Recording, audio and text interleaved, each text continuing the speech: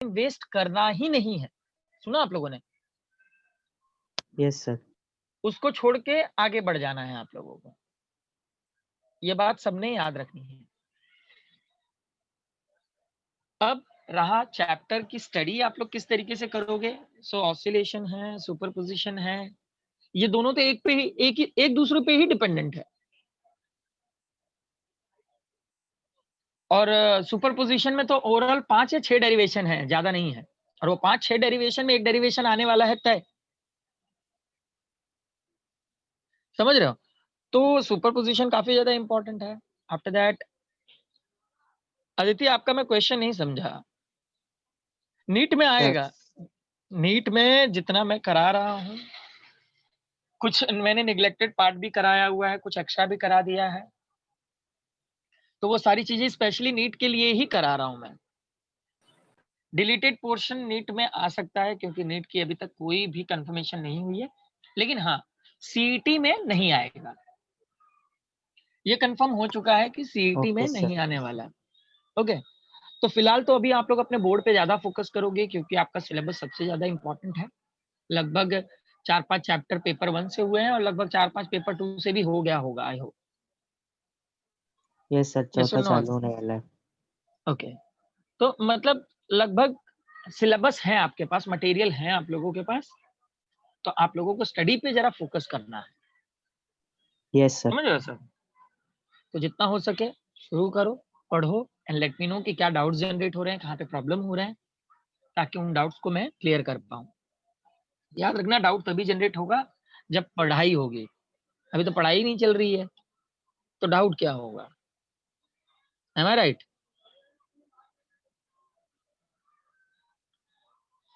Last time हम लोगों ने इक्विपार्टीशंस की हेल्प से कुछ पॉइंट्स को सॉल्व किया था, जहां पर क्या क्या थे? Monatomic, diatomic, triatomic, polyatomic, right? Yes sir. हर जगह हम लोगों ने कांस्टेंट वॉल्यूम, कांस्टेंट प्रेशर और specific ratio of specific heat, ये सारी चीजें हम लोगों ने ढूंढा था। आई होप बहुत ही सिंपल थी और चीजें आप लोगों को समझ में आई होंगी। उसको नेट और जेडब्ल्यू में सबसे ज्यादा यूज करते हैं हम लोग। केटीओजी में, मतलब काइनेटिक थ्योरी ऑफ गैसेस में, सबसे ज्यादा इंपॉर्टेंट ये डायटोमिक, ट्रायटोमिक, पॉलीएटॉमिक और उसके दो कॉन्सेप्ट हैं ट्रायटोमिक के, लीनियर और नॉन लीनियर। ये सारी चीजें ज्यादा यूज होती है, ज्यादा इस पे डिपेंडेंट न्यूमेरिकल होते हैं।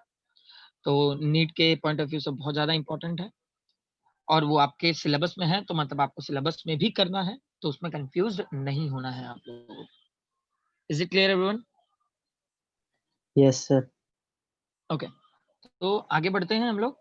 हमारा जो नेक्स्ट हेडिंग है, ये आप लोगों को सुनना है, लिखना नहीं है।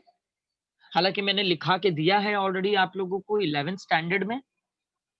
क्या है वो चीजें बताता हूं मैं, उसके पहले आप लोग हेडिंग सुन लो। Our heading is the absorption, reflection and transmission of heat radiation. सुना आप लोगों ने? Absorption, reflection and transmission of heat radiation. अच्छा, ये तीनों वर्ड सुन के क्या दिमाग में क्लिक होता है? एब्जॉर्प्शन, रिफ्लेक्शन और ट्रांसमिशन, ये तीनों वर्ड सुन के कुछ दिमाग में क्लिक होता है क्या? क्या तीनों वर्ड को एक्सप्लेन कर सकते हो क्या?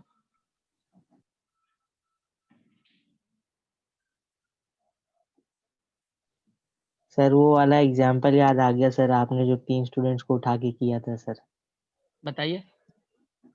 सर अब्जॉर्प्शन क्या होता है, जब पार्टिकल की काइनेटिक एनर्जी बढ़ जाती है तो राइट उसका टेम्परेचर बढ़ने लगता है, एब्जॉर्प्शन। Right right. सर दूसरा वर्ड क्या था सर? Transmission sir. दूसरा सर रिफ्लेक्शन और ट्रांसमिशन, बराबर। सर ट्रांसमिशन ही बताइए। हाँ, रिफ्लेक्शन का तो याद नहीं सर। ट्रांसमिशन का सर, जब एक पार्टिकल अपने हाँ, वाइब्रेशनल मोड से सर दूसरे पार्टिकल को काइनेटिक एनर्जी देता है, वो ट्रांसमिशन है सर। राइट। मैंने देखो, जब एग्जांपल मैंने दे रहा था, तो उस टाइम पे मैंने बताया था कि जब एक बॉडी में हीट बहुत बढ़ जाती है, तो उसका सराउंडिंग भी बढ़ता है। अब उस यस सर। सराउंडिंग में अगर दूसरा पार्टिकल है, तो हीट उसके अंदर ट्रांसमिट हो जाती है। याद आया? Yes sir. Yes sir. तो ये ट्रांसमिशन का कॉन्सेप्ट था। मतलब जरूरी नहीं है कि ट्रांसमिशन के लिए कोई मीडियम चाहिए अपने को। बिना मीडियम के भी हीट दूसरे बॉडी में ट्रांसफर होती है सराउंडिंग की वजह से, यस और नो? Yes sir. तो ट्रांसमिशन ऑफ हीट में सराउंडिंग भी हेल्प करता है, ओके और जो रिफ्लेक्शन का मतलब होता है जब हीट रिफ्लेक्ट होती है from one body to the another body. For example हम लोग व्हाइट कपड़े पहनते हैं, व्हाइट कपड़े में क्या होता है, हीट एब्जॉर्ब नहीं होता है, हीट ट्रांस रिफ्लेक्ट हो जाता है। यस आप सर। लोगों ने सुना होगा कि मतलब समर टाइम पे सब लोग बोलते हैं भाई लाइट मतलब कलर्स के कपड़े पहनो, यस तो सर। यस क्योंकि वो हीट को रिफ्लेक्ट करता है, ओके और दूसरा मिरर है हमारा, वो भी हीट को रिफ्लेक्ट कर देता है। समझ में आ रहा है कॉन्सेप्ट? तो इन्हीं तीनों से रिलेटेड कुछ पॉइंट थे 11th स्टैंडर्ड में, जैसे कि आपका कंडक्शन, कन्वेक्शन और रेडिएशन। 3 पॉइंट थे, कंडक्शन, कन्वेक्शन और रेडिएशन। कंडक्शन, कन्वेक्शन, रेडिएशन के बारे में मैंने क्या बताया था? First let me know.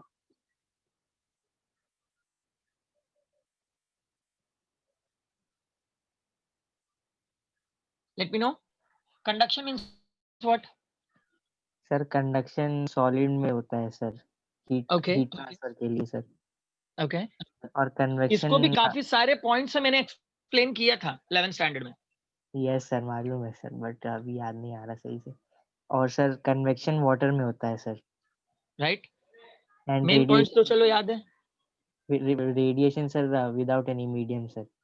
Yes, सबसे ज्यादा तो डिस्कशन हम लोगों ने रेडिएशंस पे ही किया था, याद है? Electromagnetic wave, yes sir.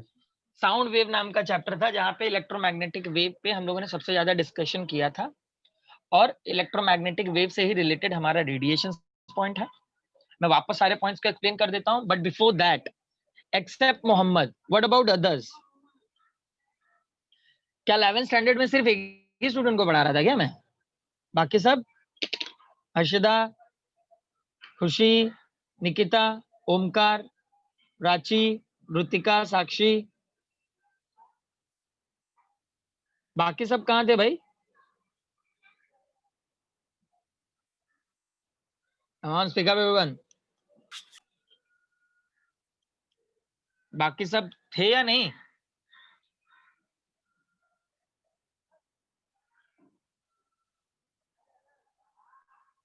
देख लो, यही आंसर है, यही स्टडी चल रही है। अरे टाइम कम है भाई, पढ़ाई करना शुरू करो सब,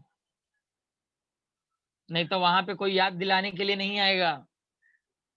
बहुत ही सिंपल से पॉइंट्स हैं। कंडक्शन सॉलिड में, सही बोला था मोहम्मद ने। कन्वेक्शन वाटर में, और रेडिएशंस का मतलब है हमारा लाइट। अब कैसे? तो बेसिकली 11th स्टैंडर्ड में हम लोगों ने सारे पॉइंट्स किए थे। कंडक्शन सॉलिड में है, कंडक्शन का मतलब है that energy travel through the material medium with actual migration, without actual migration of a particle. Without actual migration of particle को भी मैंने डिटेल में एक्सप्लेन किया हुआ था कि फॉर एग्जांपल एक सॉलिड मटेरियल है। अब सॉलिड के जो मॉलिक्यूल्स हैं, सॉलिड के जो मॉलिक्यूल्स हैं उन्हें हीट जनरेट करने में, मतलब उनको हीट पास करते हैं जब हम लोग, फॉर एग्जांपल हम लोग एक सॉलिड मटेरियल ले लेते हैं। अब इस सॉलिड मटेरियल में अगर हम लोग नीचे से हीट अप्लाई कर रहे हैं, समझ रहे हो आप लोग? अगर हम लोगों ने एक बर्नर लगा के नीचे से हीट अप्लाई किया हुआ है, तो ये जो हीट है सॉलिड में बहुत ही धीरे धीरे धीरे ट्रैवल करता है। जो इसके मॉलिक्यूल्स हैं वो हीट को बहुत ही धीरे धीरे एक मॉलिक्यूल से दूसरे मॉलिक्यूल में ट्रांसफर करते हैं, जिससे होता क्या है कि बॉटम से सरफेस तक आने में हीट को काफी ज्यादा टाइम लग जाता है। याद रखना, it will take a very large time. That's why it is says the without actual migration of a particle. मतलब यहाँ पर जो मॉलिक्यूल्स हैं वो दूसरे मॉलिक्यूल को जाके स्टिक नहीं होता, मॉलिक्यूल हीट को ट्रांसफर करता है। अब कैसे ट्रांसफर करेगा? जब एक मॉलिक्यूल के अंदर फुलफिल हीट आ जाएगा तो वो अपना सराउंडिंग बनाएगा। अब ये सराउंडिंग बनने में थोड़ा टाइम लगेगा क्योंकि दूसरा मॉलिक्यूल इससे थोड़ी दूरी पे है, तो ये सराउंडिंग बनाते चले जाता है।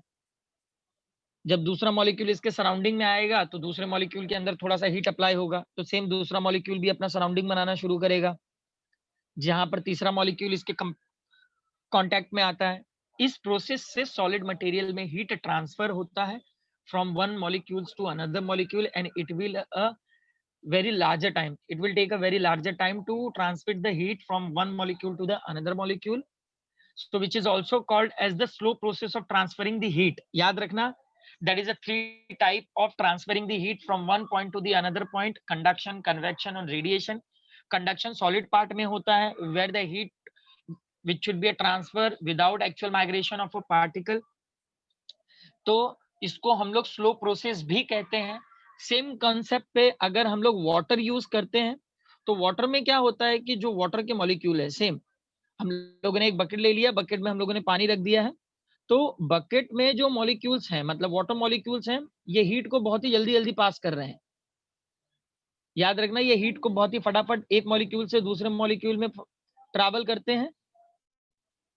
अब यहाँ पे पास करना शुरू कर दिया है, जिसकी वजह से जो बॉटम से सरफेस तक हीट जाने में it will take a very less time.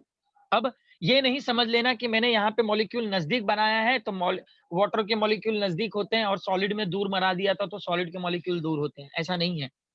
मैंने खाली हीट कॉन्सेप्ट को बताने के लिए थोड़ा दूर और नजदीक बनाया था, क्योंकि सॉलिड में हीट धीरे धीरे ट्रांसफर होता है, इसलिए मैंने इनके मॉलिक्यूल्स दूर बनाए थे। बट एक्चुअल में क्या होता है, ये दोनों मॉलिक्यूल एक दूसरे से बहुत ज्यादा क्लोज होते हैं, बट सॉलिड मटेरियल हीट को एब्जॉर्ब करने में काफी ज्यादा टाइम लेते हैं। बट जो वाटर मॉलिक्यूल्स हैं, वाटर मॉलिक्यूल्स हीट को बहुत ही जल्दी एब्जॉर्ब करते हैं और ट्रांसमिट कर देते हैं from one point to the another point.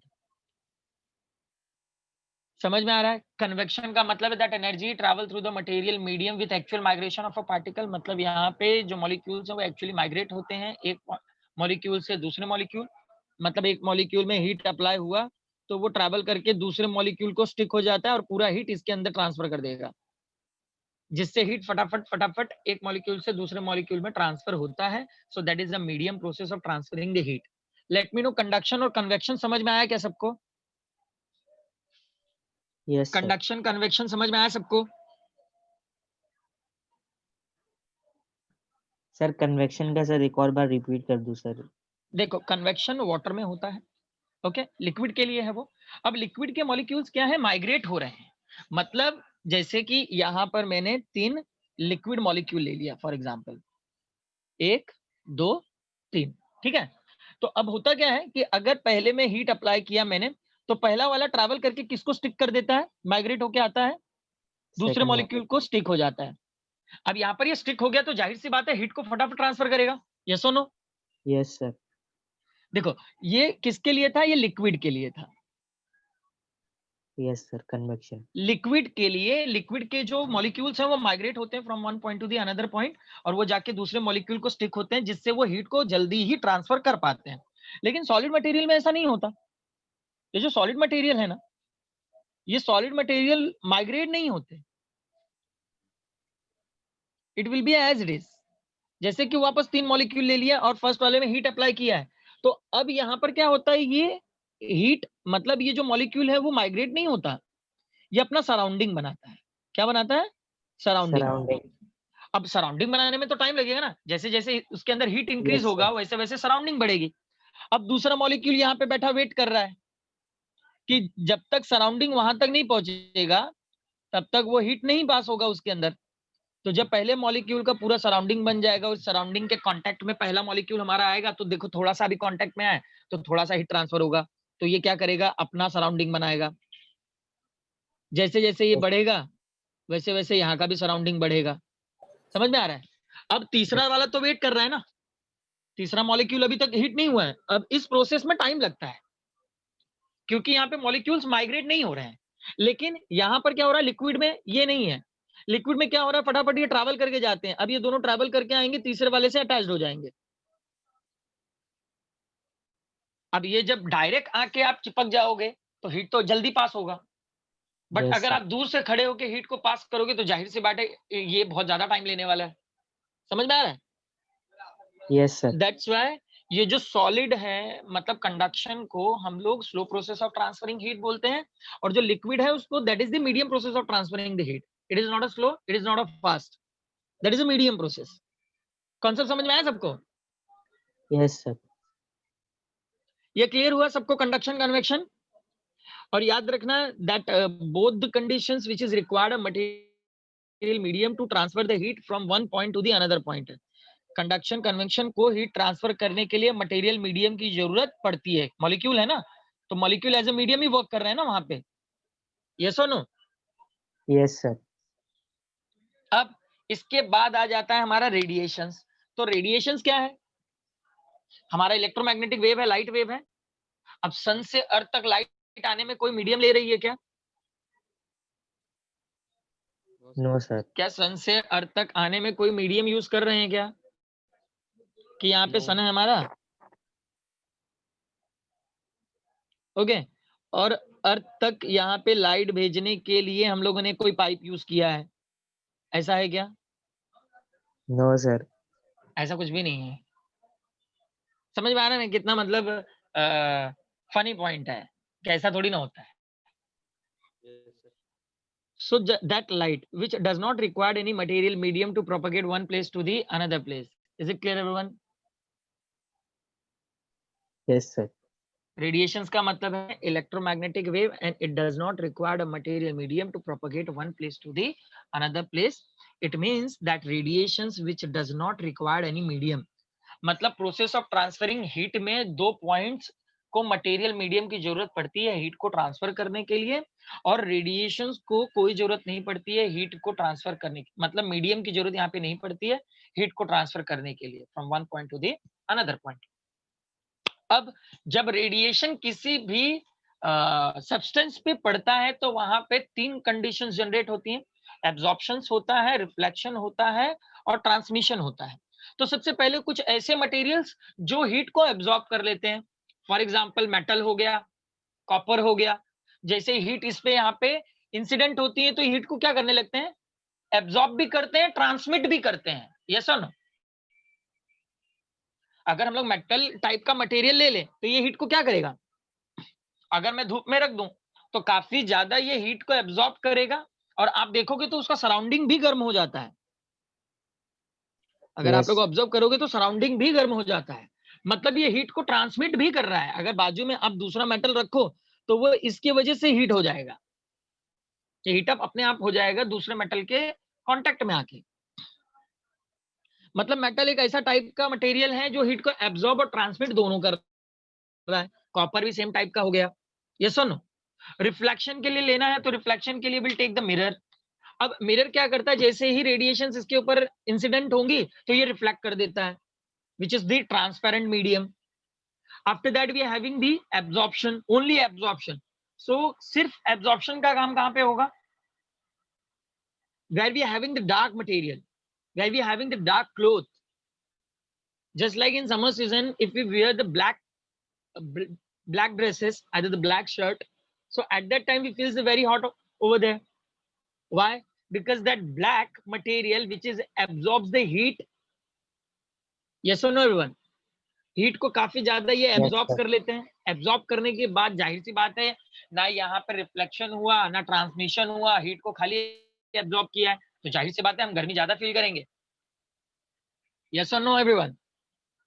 Yes sir. समझ में आया? ये 6 पॉइंट समझ में आया या नहीं सबको? Let me know everyone. समझा सर। ओके, अभिषेक, अदिति, अंकुश, दीपक, देविका, हर्षदा, शिफा, खुशी, निकिता, ओमकार, प्राची, और जिनका नाम मुझे नहीं पता वो भी बोल दिया करो भाई कभी। समझा सर। कोई डाउट है तो पूछ लो, इधर हम लोग आगे बढ़ते हैं। मोहम्मद, किसी पॉइंट में डाउट है तो क्लियर कर लो। सर अभी तो नहीं है सर, आगे का कॉन्सेप्ट देख के शायद निकल जाए। सिंपल से पॉइंट है, ये पॉइंट्स आप लोगों को याद रखना। Yes sir. कितने? 6 पॉइंट। कौन कौन से? हीट ट्रांसफरिंग के 3 कंडीशन, कंडक्शन, कन्वेक्शन और रेडिएशन। कंडक्शन कन्वेक्शन में मीडियम की जरूरत पड़ती है, रेडिएशन में मीडियम की जरूरत नहीं पड़ती है। Is it clear? Yes sir. Yes sir. After that हमारे पास 3 पॉइंट और है, कौन कौन से? ट्रांसमिशन, एब्जॉर्प्शन, ट्रांसमिशन और रिफ्लेक्शन।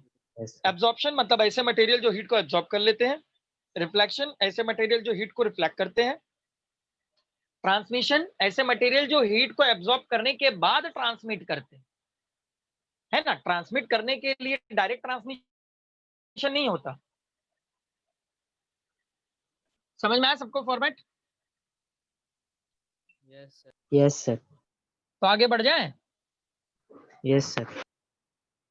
ओके, अब बेसिकली ये जो मैंने आप लोगों को बताया 3 पॉइंट, ट्रांसमिशन, एब्जॉर्प्शन, रिफ्लेक्शन, इन्हीं पे डिपेंडेंट कुछ पॉइंट्स हैं जो आप लोगों ने याद रखने हैं। एक एक पॉइंट वाइज चलेंगे।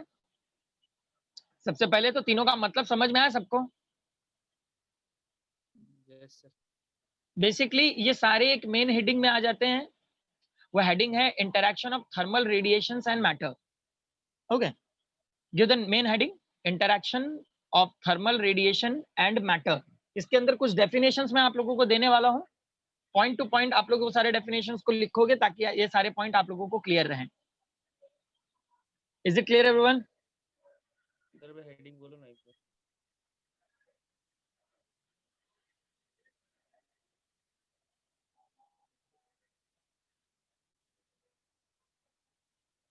लिखे, हेडिंग लिखे? सर मैं रिपीट करो ना एक बार। Yes sir. ओके, अब बेसिकली हमारे पास जो कॉन्सेप्ट है थर्मल रेडिएशंस का, मतलब जब भी कोई रेडिएशंस इंसिडेंट होता है हम लोग उसको थर्मल रेडिएशंस भी कह सकते हैं। थर्मल रेडिएशंस का मतलब होता है कि जब वो मीडियम को यूज नहीं करता है हीट को एक जगह से दूसरी जगह ट्रांसफर करने के लिए। ओके, तो जब भी ये किसी भी ऑब्जेक्ट पे इंसिडेंट होता है, फॉल आउट होता है, तो यहाँ पे तीनों टाइप के कंडीशंस जनरेट हो जाते हैं, एब्जॉर्प्शन, रिफ्लेक्शन एंड ट्रांसमिशन का। ओके, तो कुछ फॉर्मूलाज दे रहा हूँ, वो फॉर्मूलाज आप लोगों को लिख के रखना है। जैसे कि जैसे हमारे पास जो भी रेडिएशंस है, जैसे किसी ऑब्जेक्ट पे फॉल आउट हो रहे हैं, इंसिडेंट हो रहे हैं, तो जाहिर सी बात है वहां पे थोड़ा बहुत हीट एक्यूमुलेट हो जाता है। Okay, so let Q be the total amount of thermal energy incident on the surface of object. Okay, ये लिख लो कहीं, let capital Q be the total amount of thermal energy. Let Q be the total amount of thermal energy incident on the surface of an object.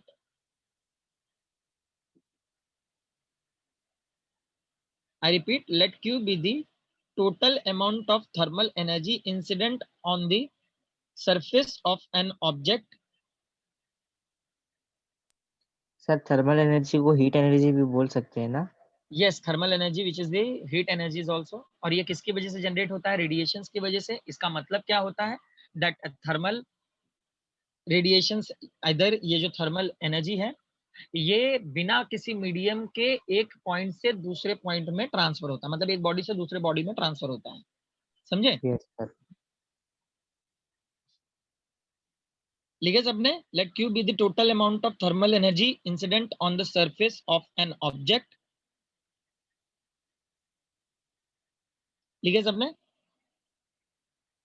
Yes sir. and QA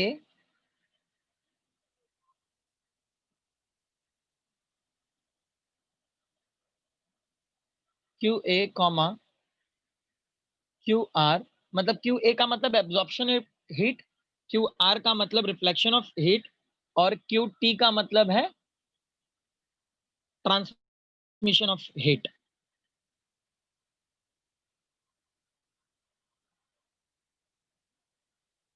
Be the respective amounts of heat absorbed, reflect and transmitted by the object. ये तीनों point के बाद लिख लो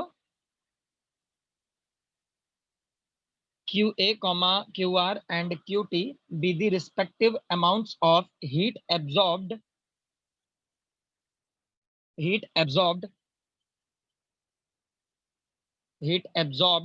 reflected and transmitted by the object,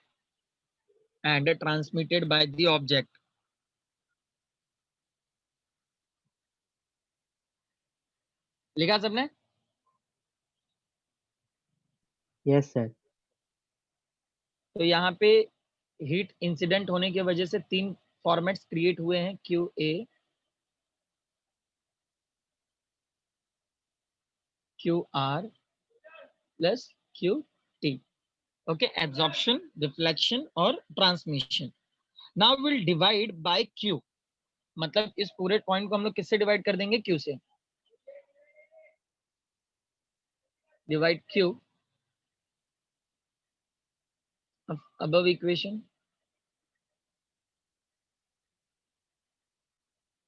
तो Q divide by Q. Similarly, QA divide by Q plus QR divide by Q. Similarly, QT divide by Q.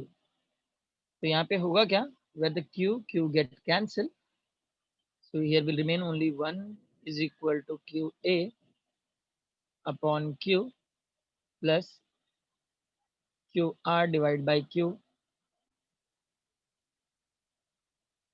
QT upon Q. लिखे सबने? मतलब in short हम इनको बोल सकते हैं therefore absorption plus reflection plus transmission is equal to 1. इन्हीं को अगर मैं और भी थोड़ा अलग पॉइंट से लिखूं, so that point which is look like a that A, it means which is representing the absorption which is equal to, याद रखना A यहाँ पे कोएफिशिएंट ऑफ एब्जॉर्प्शन जैसा बिहेव करेगा which is having a formula QA upon Q. Same concept यहाँ पे coefficient of reflection that should be a QR upon Q, और यहाँ पे transmission, so it will look like a coefficient of transmission upon Q. अब guys ये याद रखना है आप लोगों को कि यहाँ पे 3 टाइप के कोएफिशिएंट टर्म जनरेट हो गए हैं. पहले यहाँ तक लिख लो, यहाँ तक लिख लो सब लोग.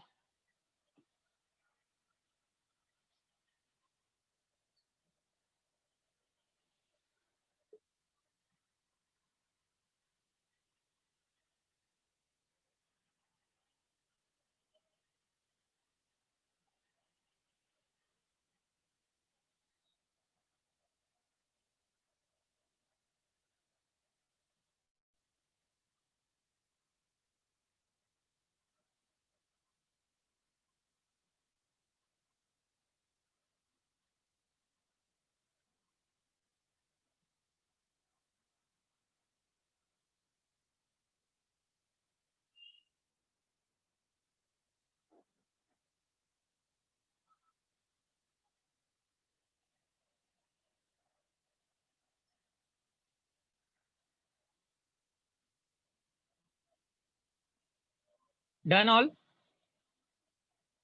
Yes sir.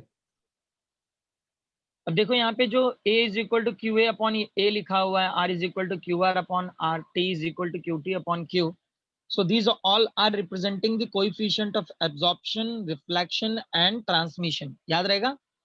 That is a coefficient of absorption formula, coefficient of reflection formula and coefficient of transmission formula.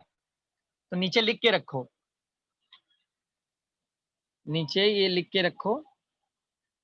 These formulas representing the coefficient of absorption, coefficient of reflection and coefficient of transmission respectively.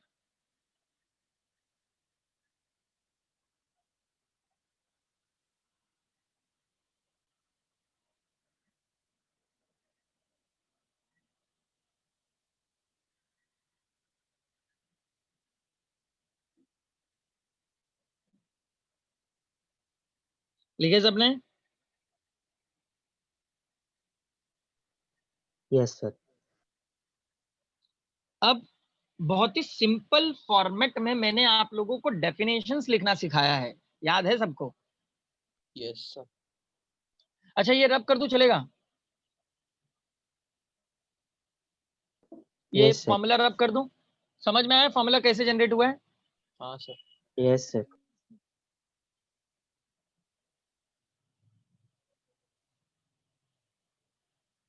अब एक एक point चलते हैं ताकि कोई confusion ना create हो आप लोगों में.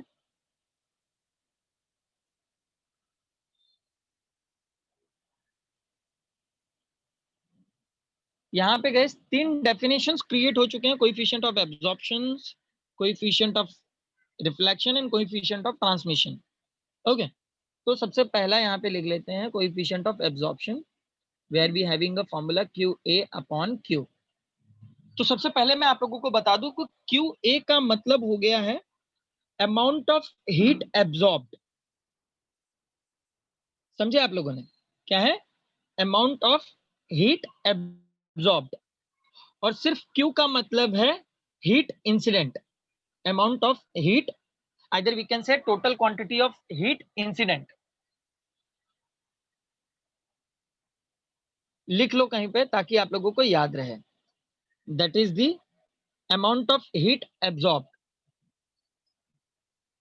Amount of heat absorbed. Okay. और Q का मतलब है total quantity of heat incident.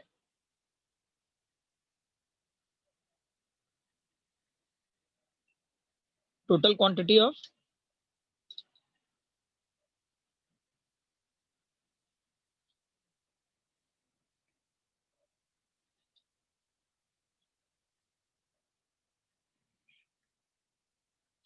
Total quantity of heat incident.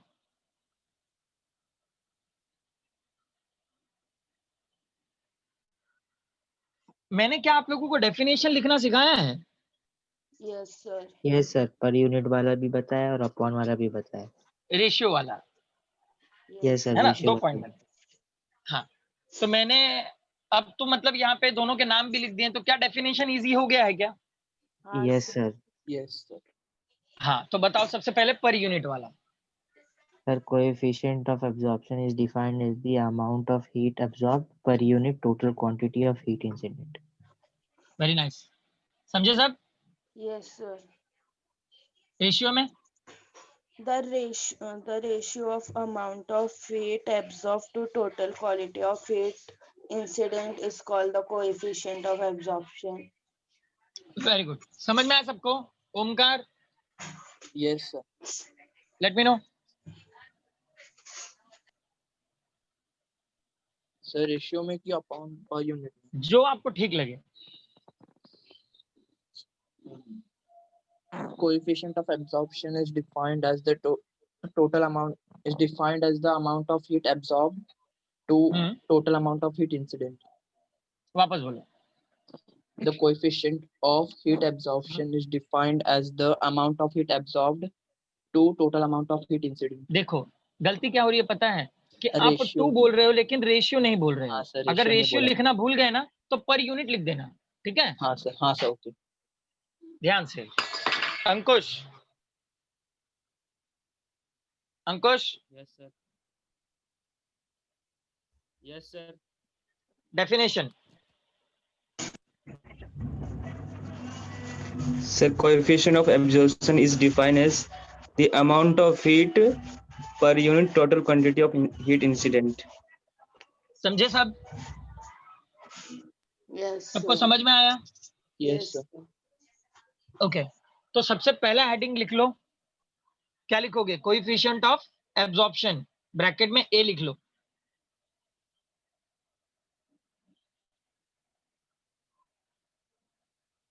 Bracket में ए लिख लेना।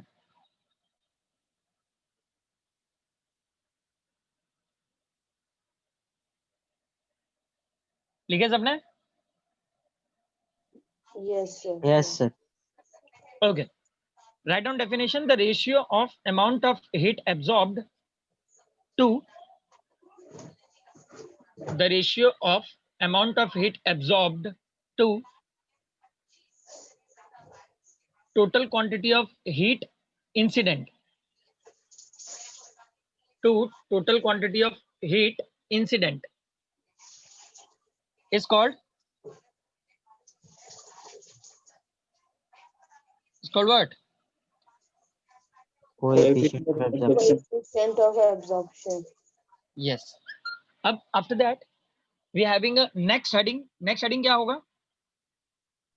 Coefficient of reflection. Coefficient of reflection. Yes, coefficient of reflection R से डिनोट करेंगे, QR upon Q. Now can I let me know that definition? Sir, the Sir, coefficient. ratio वाला हाँ, ratio वाला।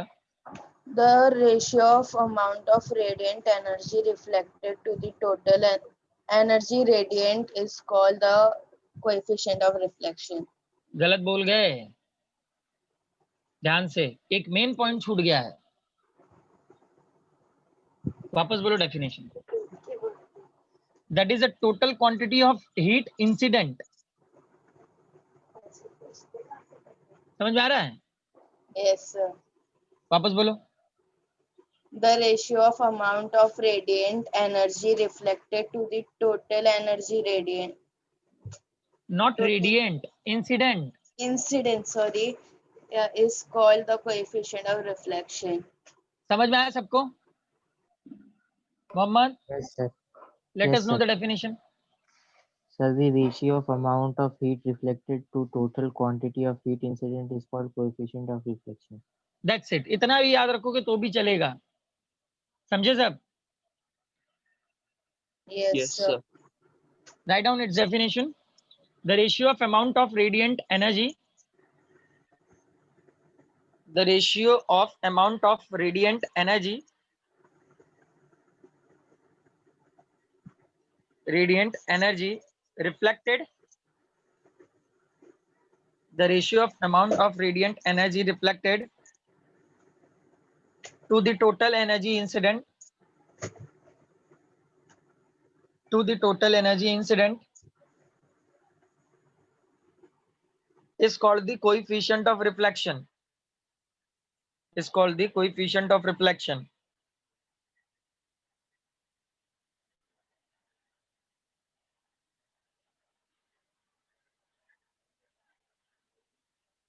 ठीक है सबने?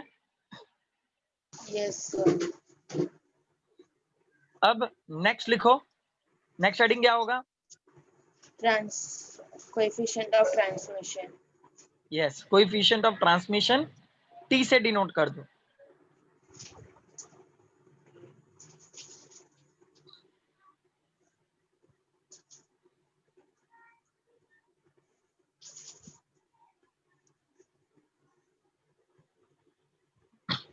क्या डेफिनेशन होगा? The ratio of amount of radiant energy transmitted to total energy incident is called coefficient of transmission. Yes, समझे सब? Yes, sir. Write down. The ratio of amount of radiant energy. The ratio of amount of radiant energy transmitted to total energy. The ratio of amount of radiant energy transmitted. The ratio of amount of radiant energy transmitted to total energy incident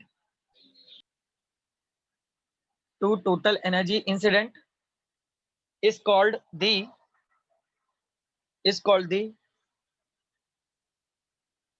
coefficient of transmission.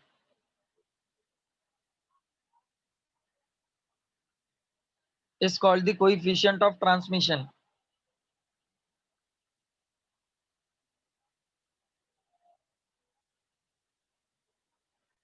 देखा सबने? Yes, sir. समझ में आया? Function समझ में आया? हाँ, sir. Yes, sir. तीनों डेफिनेशंस क्लियर है? Yes, Yes, sir. sir. क्या लगता है ये सारे पॉइंट्स रट्टा मारने की जरूरत है क्या? नहीं सिर्फ sir. समझने की जरूरत है.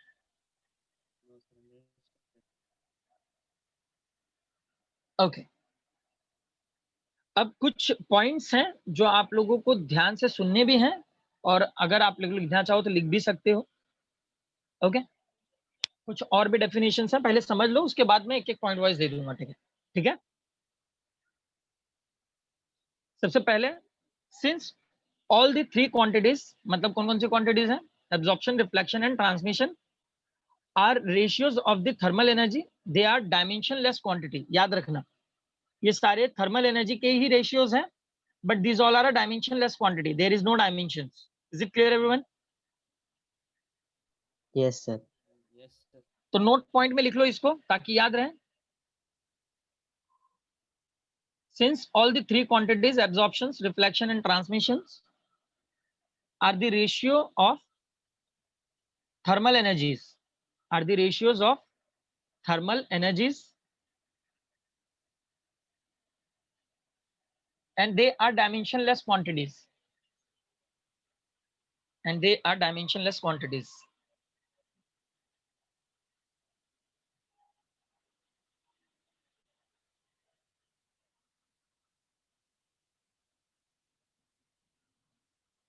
एक बार रिपीट करो ना लिखा सबने? सर, एक बार रिपीट करो।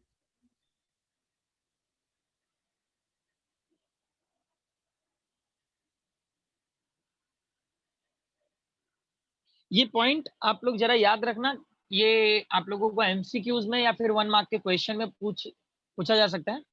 सो that note point which is very important over there, कि जब भी आपको इस तरीके के एमसीक्यूज या फिर कोई पॉइंट्स मिलेगा तो उसमें आपको ये याद रखना है, these all are the ratios of thermal energies and it is a dimensionless quantity, so there is no dimension। तो एमसीक्यूज में डायमेंशन वगैरह पूछेंगे तो आपको टिक करना है, डिपेंड के वहां पे किस टाइप के ऑप्शंस दिए होंगे, और अगर नहीं दिया होगा तो डायरेक्ट लिखना है that is a dimensionless quantity। is it clear everyone? Yes, sir. Okay, अब दो डेफिनेशन और लिख लो, उसके बाद कुछ पॉइंट्स पे डिस्कशन करते हैं हम लोग, ठीक है?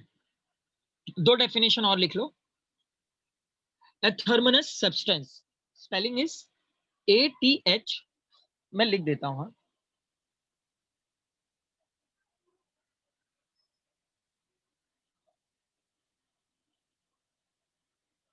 A thermalous substance, दो टाइप के सब्सटेंस है यहाँ पे, दोनों टाइप के सब्सटेंस के बारे में पहले डेफिनेशंस लिख लो, फिर और भी पॉइंट पे डिस्कशन करेंगे। A thermalous substance,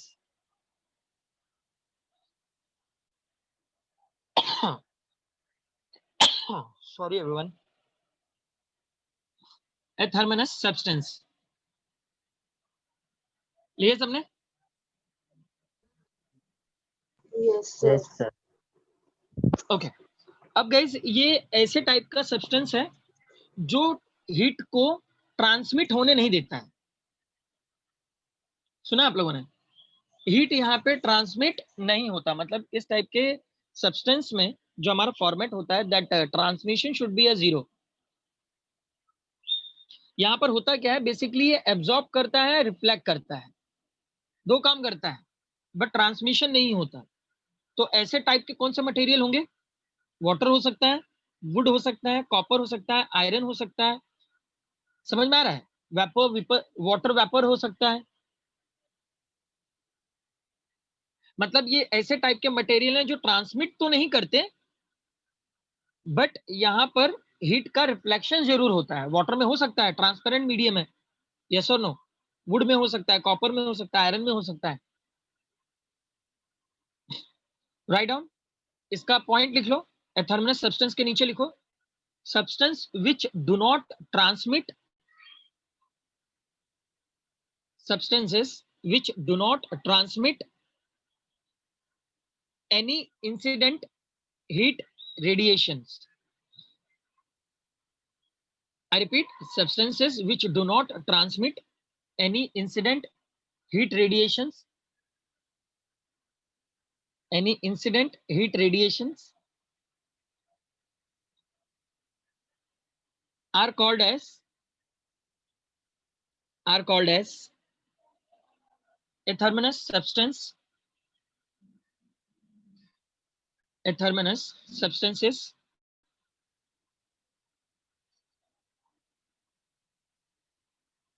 लिखा सबने?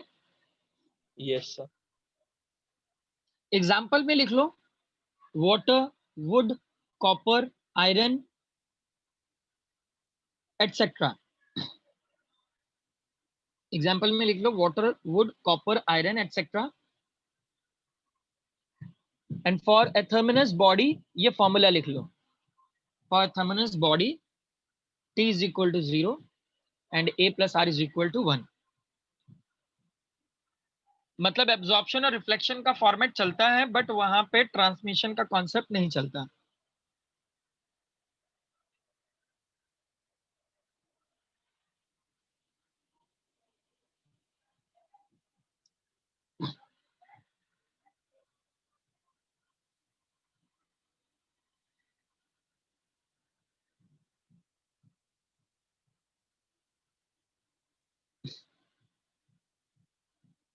डन?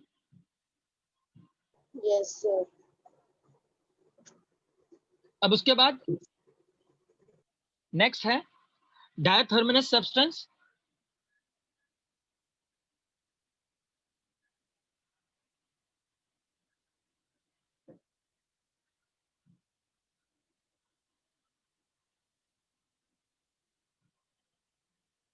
डायथर्मिनस सब्सटेंस। अब याद रखना है डायथर्मिनस सब्सटेंस में विच पासेस द रेडिएशन, ये रेडिएशन को क्या करते हैं, पास करते हैं। समझ में आ रहा है? लिख लो, इसका पॉइंट लिख लो। Substance through which heat radiation can pass, substance through which heat radiations can pass,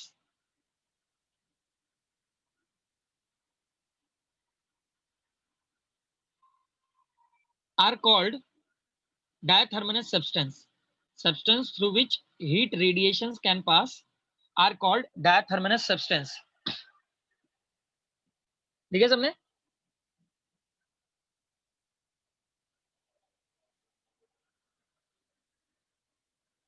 yes sir. अब याद रखना ये कुछ ट्रांसपेरेंट जैसा होता है, transparent to heat radiations, bracket में लिख लो, that is transparent to heat radiations, that is transparent to heat radiations.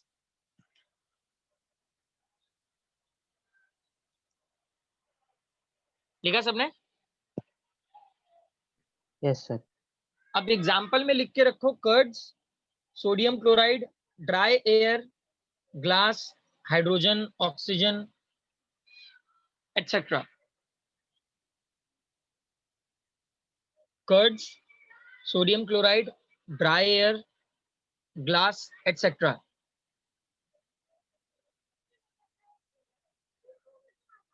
Sir curd मतलब वो दही? नहीं नहीं नहीं, कर्ड्स, कर्ड्स अरे एक एलिमेंट होता है, स्पेलिंग बताओ सर। QUA अच्छा सर, RTZ। क्वाड। हाँ सर, ये अच्छा। ये जो कर्ड्स हैं ये लाइक एक टाइप का एलिमेंट है। क्रिस्टल होता है ना सर इसका? Yes yes. Yes sir, yes sir, या समझ गया।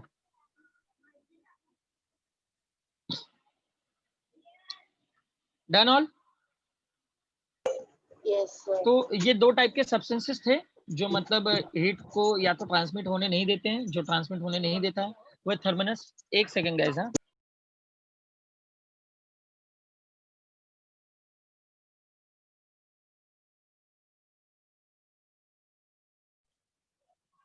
दो टाइप के गाइस यहाँ पे सब्सटेंसेस हैं, एथर्मिनस और डायथर्मिनस। एथर्मिनस ट्रांसमिट होने नहीं देता है और डायथर्मिनस के थ्रू होके रेडिएशंस पास होता है from one point to the another point. Is it clear everyone? Yes, sir. Yes और नो ऑल? Yes, sir. एक बार रिपीट करना सर। एथर्मिनस, दो टाइप के सब्सटेंसेस हैं यहाँ पे, एथर्मिनस सब्सटेंस और डायथर्मिनस सब्सटेंस। जो एथर्मिनस सब्सटेंस है वो हीट को ट्रांसमिट होने नहीं देता है, पहला वाला। और डायथर्मिनस जो है इसके थ्रू रेडिएशंस पास होते हैं। समझ में आ रहा है? डायथर्मिनस सब्सटेंस के थ्रू रेडिएशंस क्या होते हैं, पास होते हैं। Yes sir. ओके, तो ये दो टाइप के सब्सटेंसेस थे जो यहाँ पे वर्क कर रहे हैं। अब मैं आप लोगों को कुछ पॉइंट्स शो करने जा रहा हूँ, वो पॉइंट्स को लिखना नहीं है, समझ लो, रीड करना है अच्छी तरीके से, पॉइंट टू पॉइंट आप लोग जाओगे, ठीक है? Okay sir. यस और नो? सबको आवाज आ रही है sir. मेरी? हाँ sir. Yes, sir.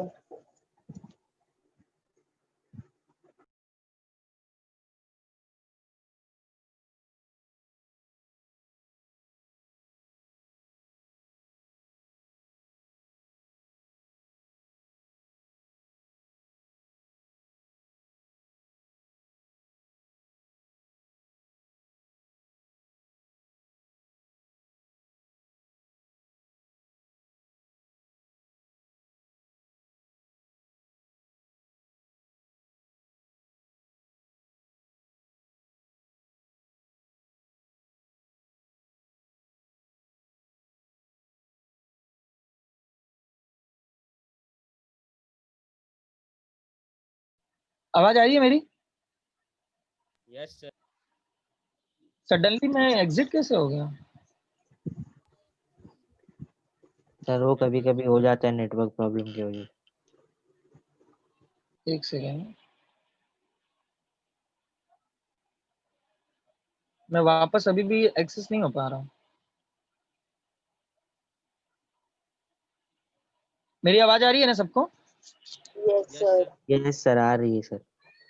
ओके, मैं स्क्रीन शेयर कर रहा हूँ यहाँ पे, तो ये पॉइंट्स जरा रीड कर लो आप लोग।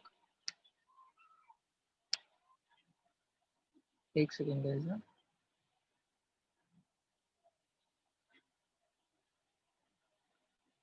देखो यहाँ पे ऊपर से पॉइंट्स दिखाई दे रहे हैं। If r is equal to 0, a is equal to 0। Yes, sir. Yes sir. तो यहाँ ऊपर से लेके if r is equal to 0 से लेके till the last paragraph, if r is equal to 0 and t r is equal to 0। मतलब जहाँ पे दो चीज जीरो है वहां पे तीसरा एक्टिव है। जैसे कि ट्रांसमिशन और एब्जॉर्प्शन जीरो है तो रिफ्लेक्शन होगा बॉडी में, अगर रिफ्लेक्शन और ट्रांसमिशन जीरो है तो एब्जॉर्प्शन होगा। तो ऐसे ही कुछ पॉइंट्स हैं, ये पॉइंट्स को आप लोग रीड कर लो खाली।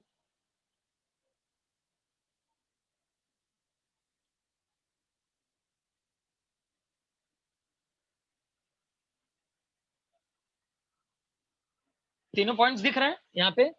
बेसिकली 3 पैराग्राफ ज्यादा इंपॉर्टेंट है यहाँ पे, बाकी सब तो मैंने कराए हुए हैं।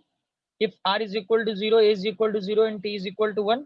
और लास्ट के ये 2 पैराग्राफ जो हैं, t is equal to 0, a is equal to 0 and r is equal to 1। और लास्ट वाला paragraph r is equal to 0, t is equal to 0, a is equal to 1। ये 3 पैराग्राफ ज्यादा इंपॉर्टेंट है, पहले इनको पढ़ लेना, उसके बाद आगे का पढ़ना।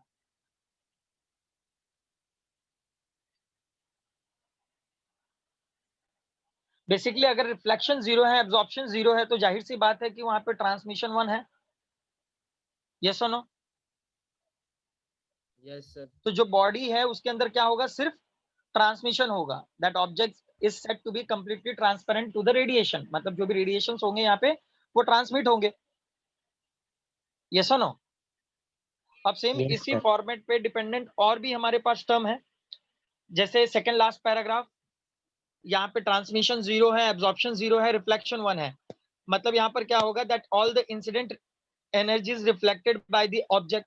मतलब यहाँ पे एनर्जीज जो भी होगी वो ऑब्जेक्ट से क्या होगी, रिफ्लेक्ट होगी। तो हम लोग इसको गुड रिफ्लेक्टर बोल सकते हैं एंड पुअर ट्रांसमीटर बोल सकते हैं यहाँ पे। सेम कॉन्सेप्ट में लास्ट वाला पैराग्राफ है, if r is equal to 0, t is equal to 0 and a is equal to 1।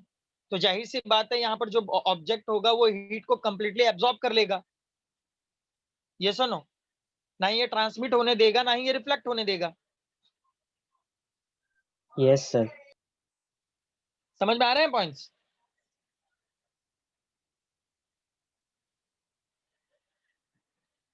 एक बार अच्छी तरीके से रीड कर लो।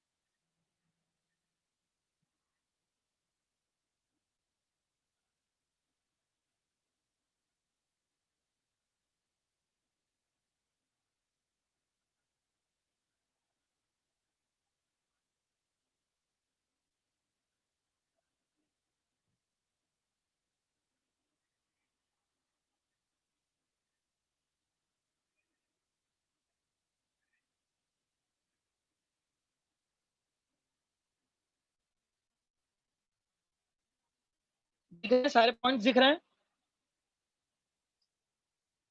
Yes sir. जो एथर्मिनस और डायथर्मिनस सब्सटेंस के बारे में पैराग्राफ दिया हुआ है उसे पढ़ने की जरूरत नहीं है, वो तो ऑलरेडी आप लोगों ने लिख लिया है।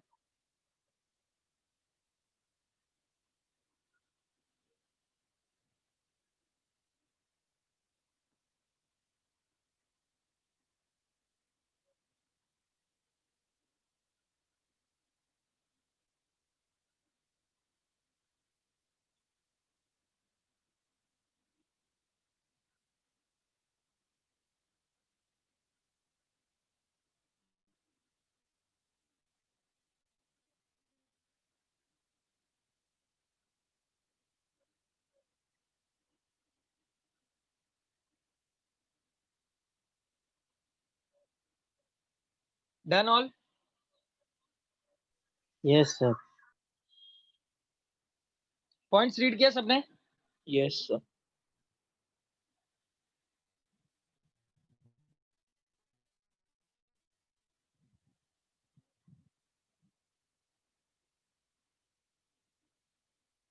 समझ में आए सारे पॉइंट्स? मतलब वहां पे Yes, 3 sir. पॉइंट्स दिए हैं, अगर 2 टर्म्स को हम लोग 0 कर रहे हैं और एक को 1 कर रहे हैं तो जाहिर सी बात है कि उसके अंदर वो काम अच्छी तरीके से होगा। जैसे कि यहाँ पे एग्जांपल में ले लेते हैं हम लोग, ट्रांसमिशन 0 किया है, एब्जॉर्प्शन 0 किया है, तो जाहिर सी बात है रिफ्लेक्शन 1 होगा। यस और नो? Yes, sir. तो जो बॉडी होगी वो क्या होगी? गुड रिफ्लेक्टर होगी। Yes, sir. That Okay. Is a Good. Bad transmitter and absorption. Yes, sir. अब सेम फॉर्मेट में अगर मैं यहाँ पे ट्रांसमिशन अगेन 0 कर दूं और रिफ्लेक्शन 0 कर दूं तो एब्जॉर्प्शन यहाँ सॉरी रिफ्लेक्शन को 0 कर दिया तो एब्जॉर्प्शन यहाँ पे 1 होगा। Yes, sir. यस और no? Yes, sir. Yes, sir. Good absorber of heat, perfect black body. तो अगर यहाँ पे एब्जॉर्प्शन 1 होगा तो हमारे पास यहाँ पे एक टर्म जनरेट हो जाता है, एक सब्सटेंस जनरेट हो जाता है जिसको हम लोग ब्लैक बॉडी कहते हैं, परफेक्टली ब्लैक बॉडी। सुन रहे हैं आप लोग? जहां पर ये Yes, sir. कॉन्सेप्ट आ जाता है वहां पर हम लोग क्या कहते हैं उसे? Perfectly black body. सुना सब लोगों ने? Yes, sir. Yes, sir. तो परफेक्टली ब्लैक बॉडी में क्या होता है कि बेसिकली जो हीट होती है वो 97% तक ब्लैक बॉडी उसको एब्जॉर्ब कर लेती है और बहुत ही कम मतलब पार्टिकल्स को, कम हीट को वो अपने अंदर से ट्रांसमिट करता है from one substance to the another substance. Clear हो रहा है points?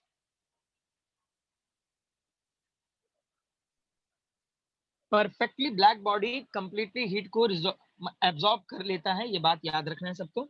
So give the next heading, perfectly black body. और next heading is the perfectly black body.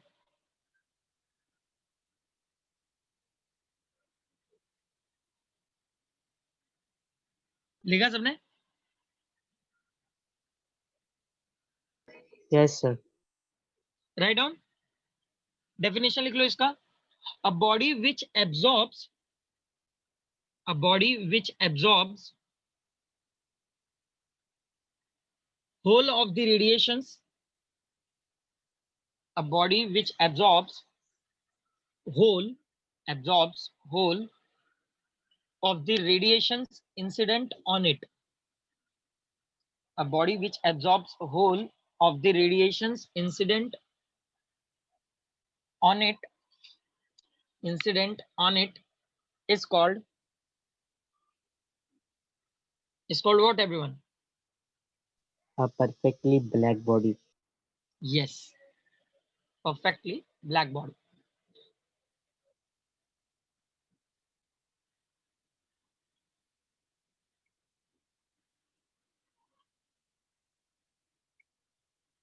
समझे सब? Yes, sir. पॉइंट क्लियर हुए सारे? हाँ sir.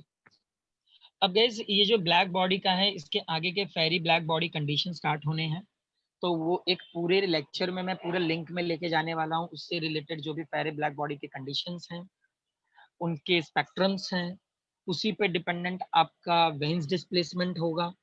ओके, तो ये सारे टर्म्स को मैं एक साथ लेके जाने वाला हूँ ताकि एक लेक्चर में सारी चीजें कवर अप हो।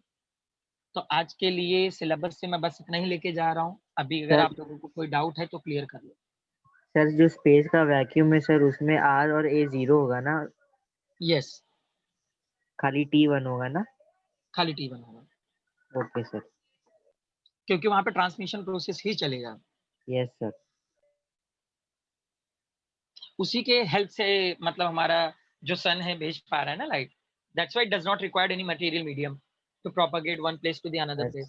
अगर वहां पे किसी मीडियम, बिकॉज वहां पे कुछ है ही नहीं, तो कंडक्शन कन्वेक्शन तो हो ही नहीं सकता, तो बचा एक ही ट्रांसमिशन, मतलब रेडिएशंस वहां पे वर्क करेंगे as a transmitter. What about others? और जरा सब लोग पार्टिसिपेट किया करो। हाँ, मुझे ऐसा लगता है कि एक ही तो पढ़ रहे हैं, बाकी सब सो रहे हैं। तो अगला लेक्चर गाइस पूरा ब्लैक बॉडी पे होने वाला है, पूरा ही ब्लैक बॉडी के सारे भी जितने भी टर्म्स होंगे वो सारे ही कराने वाला हूं मैं। तो आई होप आप लोग बंक नहीं करोगे लेक्चर। ये सुनो, याद रखना पूरा Yes, टर्म sir. अगले लेक्चर में मैं इसी ब्लैक बॉडी से रिलेटेड ही कराने वाला हूं। तो ट्राई करना कि बंक ना हो, जिसके अंदर बहुत सारे टर्म्स होने वाले हैं। फेरी ब्लैक बॉडी होगा, उनके spectrum of black body radiations होंगे, वेन्स डिस्प्लेसमेंट होगा, emissive power, reflective power, transmissive power, ये सारे टर्म्स होंगे। क्रिस्टॉफ लॉ का कंडीशंस अगर टाइम मिला तो वो भी कर लेंगे। ये सारी चीजें काफी ज्यादा इंपॉर्टेंट है। Is it clear everyone? Sir sir Nikita ने चैट बॉक्स में पूछा है क्या black hole perfectly black body है क्या sir? Yes of course, perfectly black body. इसी ब्लैक होल पे फेरी ब्लैक बॉडी का मैं कुछ कंडीशंस कराने वाला हूँ। Okay sir. क्योंकि जो फेरी ब्लैक बॉडी ना, एक बार घर पे देख लेना, उसमें एक डायग्राम बना हुआ है, where we having a one aperture, और अंदर हम लोगों ने लैंप ब्लैक से कोट किया हुआ है, ठीक है। और उसके ऊपर हम लोगों ने आउटर कोटिंग भी किया हुआ है जो इनर सरफेस है, ताकि वहां से जो भी अंदर की तरफ जो भी रेडिएशंस गए हैं वो बाहर ना आ पाए। तो इससे होता है कि वो 98% एनर्जीज को एब्जॉर्ब कर लेता है, जो काम black body perfectly black body में होता है, या फिर हम लोग ब्लैक होल में भी कह सकते हैं कि सेम कॉन्सेप्ट होता है। क्योंकि अभी तक ब्लैक होल के जो भी कॉन्सेप्ट थे यही थे कि भाई जो भी उनके अंदर लाइटनिंग जाती है या फिर एनर्जी जाती है वो कभी बाहर नहीं रिफ्लेक्ट हो पाती। It means it completely absorbed by the black hole. Yes sir. तो ये सारे कॉन्सेप्ट अगले लेक्चर में कराने वाला हूँ, जहां पर आप लोगों को ब्लैक होल के भी थोड़ी बहुत आइडिया मिल जाएगी कि ब्लैक होल में एग्जैक्टली क्या हो रहा है। Is it clear everyone? Yes sir. कोई डाउट है तो क्लियर कर लो, either will stop here.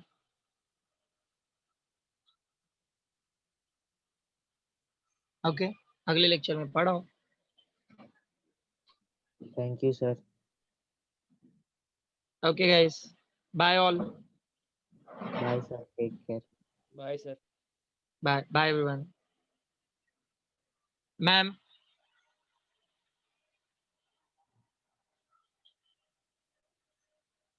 Ma'am stop the lecture.